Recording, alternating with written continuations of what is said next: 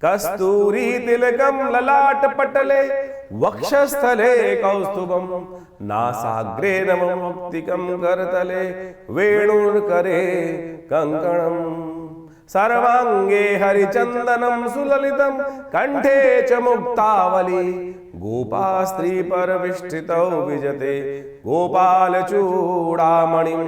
मेष राशि वालों के लिए 8 तारीख का दिन बड़ा विशेष रहने वाला है। रविवार का अवसर है, पंचमी तिथि है और इस दिन आपकी चल रही 7:30 एक तरह से स्विच ऑफ होने जा रही है।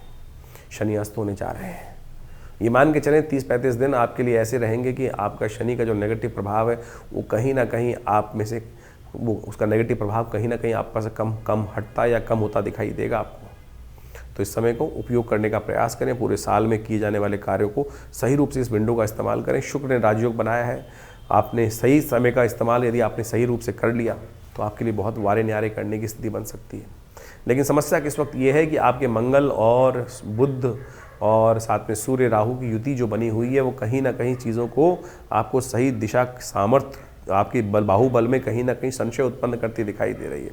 उनको बढ़ाना पड़ेगा, तब जाकर ये शनि का 7:30 का प्रभाव जो है वो नेगेटिव जो है वो कहीं ना तो बहुत लंबा खा लेगा। जो 7:30 का अभी तो पहला 1 साल निकला है और ये साल जो है 6.5 साल कहीं ना कहीं आपके लिए बहुत लंबा विकट काल शुरू हो जा रहा है। और पहला साल जो 7:30 का होता है ना, पहली ढैया जो 7:30 की होती है वो कहीं ना कहीं व्यक्ति को समझ में नहीं आता है 7:30 चल रहा है, वो फंसा रही होती है। तो शनि का उपाय लगातार आप मेष राशि वालों छोड़ना मत, हनुमान जी का चरण पकड़े रखना, क्योंकि हनुमान जी इस कलिकाल में है और देवता चित्त न धरहि हनुमत से ही सर्व सुख करहि। इस बात का ध्यान रखोगे तो बहुत अच्छा होगा। सब लोग चले गए संसार से, सब देवता कहीं ना कहीं पलायन कर गए, चले गए अपने अपने लोकों में, लेकिन हनुमान जी हमारी कृपा के लिए, हम पर कृपा करने के लिए इस संसार में हनुमान जी रहे और वही भक्तों पे कृपा रखते हैं। इसलिए बात जो गुरुजनों ने बात कही है विश्वास रखते हुए कार्य करने का प्रयास करें। हनुमान चालीसा का पाठ, सुंदरकांड का पाठ जैसे हो सकता है उसको अवश्य करने का प्रयास करें तो बहुत अच्छा रहेगा आपकी राशि की दृष्टिकोण से। इस बात का ध्यान रखते हुए करिए तो यह बहुत विशेष शनि का योग चल रहा है आपके लिए। और कौन से उपाय करने हैं वो भी जान लीजिए। देखिए शनि तो अस्त हो गए, अब उन्होंने तो अपना प्रभाव कर दिया आपके जीवन में, जो भी जिस क्षेत्र में हमने आपको समझाया है। लेकिन एक बात ध्यान रखना, बाकी सारे ग्रह भी इस वक्त शनि के अस्त होने के साथ साथ मंगल भी अस्त चल रहे हैं, सूर्य जो भी साथ में राहु के साथ फंसे हुए हैं। और इस समय बड़ी विचित्र स्थिति ये बन रही है कि जहाँ शनि चल रहे हैं उनसे 12वें भाव में ये समस्त ग्रहों की चौकड़ी लगी हुई है।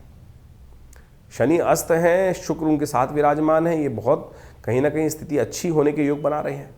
लेकिन साथ में आप मान के चलें इनसे पीछे ही 12वें भाव में जो सूर्य जो हैं जो बल देने वाले हैं वो खरमास में चले जाएंगे, उनकी शक्ति वैसी कम हो जाएगी। साथ में राहु ने उनकी बहुत बुरी स्थिति कर दी है, साथ में बुध महाराज भी अस्त अवस्था है, मंगल भी अस्त अवस्था में। तो ये कहीं समय वेस्ट ना हो जाए।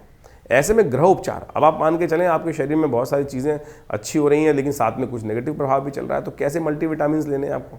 ये उपाय सही रूप से करें कि सही जगह सही चोट लगे, तभी जाके ठीक हो सकता है। तो ऐसे में सबसे पहला काम क्या करना पड़ेगा, आपको मंगल को ताकत देने का प्रयास करना पड़ेगा। सुंदरकांड का पाठ करें, हनुमान चालीसा का पाठ करने का प्रयास करें, हनुमान जी के मंदिर में जाकर उनको चोला चढ़ाने का प्रयास करें। कम से कम मंगलवार और शनिवार जितने भी आपके ये जब तक अस्त चल रहे हैं शनि, तब तक तो ज़रूर करने का प्रयास करें। और 15-20 दिन में सब ग्रह परिवर्तन करके आगे निकल जाएंगे और उस समय वारे न्यारे करने के योग आपकी राशि में बहुत ज़बरदस्त बन सकते हैं। लेकिन तब तक शनि जितने दिन हैं बहुत लंबे टाइम नहीं है, 1 महीने के लिए 30 दिन के लिए योग बन के आ रहा है, 30-35 दिन के लिए।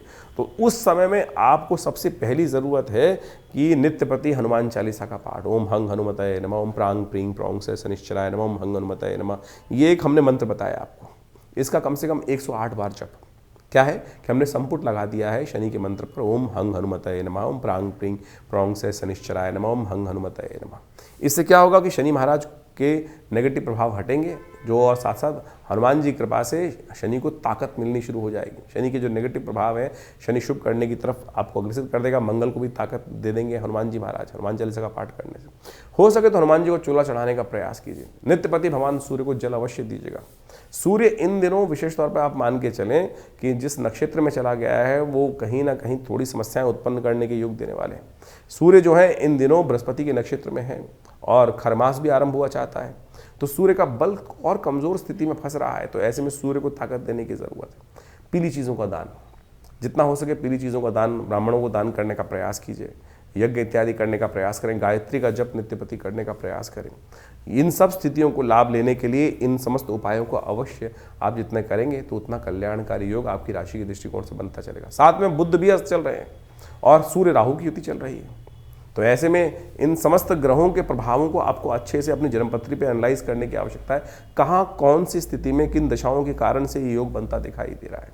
जो कुछ उपाय हमने आपके समक्ष यहाँ उपस्थित किए हैं, इनको आप अवश्य करने का प्रयास कीजिए। चीज़ें परिवर्तन की तरफ जाएंगी और ये कहीं ना कहीं आपकी राशि के दृष्टिकोण से कहीं ना कहीं शुभ योग अवश्य बनाने की स्थिति आपके लिए उत्पन्न करने की योग बनाएंगे। तो इस मास के आरंभ काल में इस बार कई ग्रहों का अद्भुत योगा योग बना, आपने देखा अभी, और उसके अंदर ऐसे दिव्य भी योग बने कि जिसमें छोटे छोटे उपाय कर कर आप अपने बहुत सारे जीवन के कष्टों को दूर कर सकते हैं। ग्रहण, चंद्र ग्रहण पड़ रहा है, अभी कुछ दिन पहले सूर्य ग्रहण पड़ा और पूरे विश्व में उसका प्रभाव देखने को मिल ही रहा है। जिस प्रकार से अशांति का वातावरण बना है और दूसरा ग्रहण चंद्र ग्रहण पड़ रहा है, और ये समस्त ग्रहण जो है आने वाले कुछ दिनों में, क्योंकि अगला नव संवत भी आरंभ होने जा रहा है, रुद्र नाम का संवत है, 6 तिथि में ये वर्ष आरंभ हुआ चाहता है, नव वर्ष जो है नव संवत। तो ये कहीं ना कहीं इसका व्यापक प्रभाव पूरे विश्व में होता दिखाई दे रहा है। 6 तिथि से रुद्र नाम का संवत आरंभ होगा तो उसका प्रभाव पूरे विश्व में अशांति का वातावरण बनता दिखाई देगा। विश्व युद्ध का पूरा सामंजस्य स्थापित होकर ग्रहों ने योगा योग जिस प्रकार का बनाया है वो सामने उपस्थित है। शनि अपने पूर्ण रुद्र रूप में आने वाले हैं अभी कुछ दिन में, अभी तो अस्थावस्था में हो गए हैं।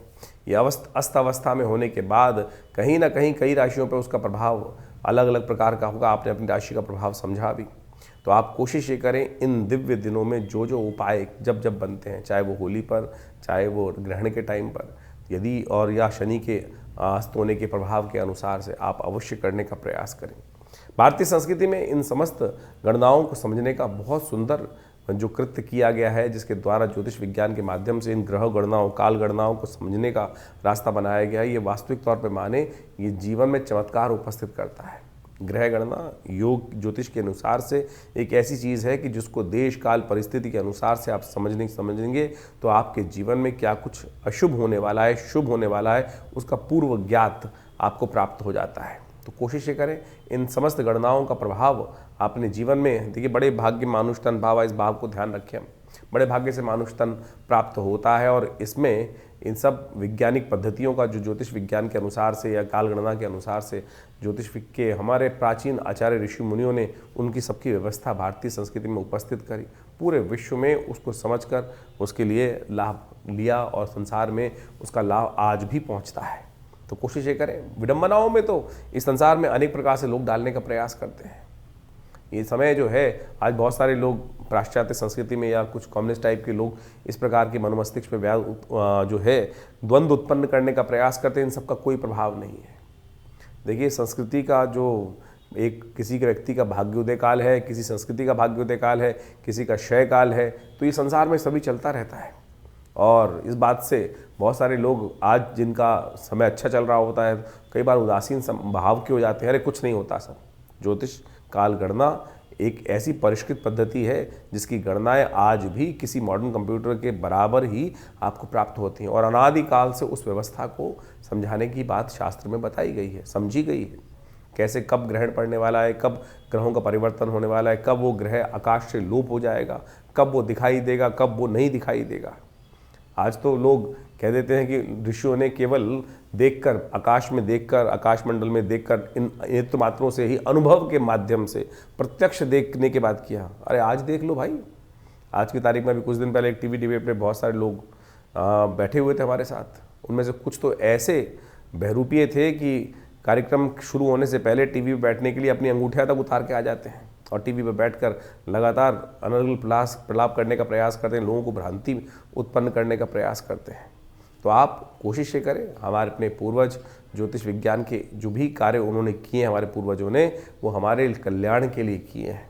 और इन सब प्रभावों को समझें और ज्योतिष विज्ञान के माध्यम से जो हम आपके समक्ष ये उपाय उपस्थित करते हैं, ये छोटे छोटे हैं लेकिन शास्त्र वर्णित हैं और इनको हिंग लगे ना फिट के रंग चोखा हो, ऐसा हमारा प्रयास है कि आपके जीवन में समस्त कष्ट दूर होने के योग बने। और पौराणिक ज्योतिष के अनुसार से हम इन समस्त वैदिक ज्योतिष में, पुराणिक ज्योतिष के अंतर्गत बहुत सारे जो उपाय शास्त्र में बताए गए हैं, कथाओं के माध्यम से ही बताए गए हैं, उन चीज़ों की टेस्टिमनीज बताई गई हैं, वो हम आपके समक्ष उपस्थित कर रहे हैं, बताया है। और उन ग्रंथों का नाम तक हम आपके समझ बताते हैं कि कहाँ किस प्रकार का वर्णन वो उपस्थित है। कोशिश ये करें उनको अपने जीवन में उतारें। हाँ, आपके मन में कोई प्रश्न चल रहा हो तो चिंता ना करें, ये हमारा जो व्यवस्था है आपके लिए अपनी है। आप फ़ोन नंबर्स पे अपने प्रश्नों को लिख के भेजें, व्हाट्सएप के माध्यम से भेजेंगे तो हम ज़रूर उनके जवाब भी जल्दी से जल्दी आप तक भेजने का प्रयास करेंगे। हाँ, थोड़ा देर ज़रूर लग सकती है उसमें, बहुत सारे लोगों के प्रश्न आ रहे होते हैं और उन प्रश्नों के माध्यम से हम जल्दी से जल्दी उनके उपाय आप तक भेजने का प्रयास करते हैं। और जो लोग मिलना चाहते हैं वो आश्रम पे आ सकते हैं। समय समय पर बहुत सारे कार्यक्रम आश्रम पे चलते ही हैं और उन सब कार्यक्रम में आकर आप आश्रम पे पधारिए। दिल्ली में विवेकानंद योगाश्रम में आपके बहुत सारे प्रश्नों का निदान भी होगा और साथ साथ माँ भगवती की कृपा से, जो भगवती का श्री विग्रह आश्रम पे विराजमान है, उनकी कृपा से आपके कष्ट भी दूर होंगे। धन्यवाद, नमस्कार।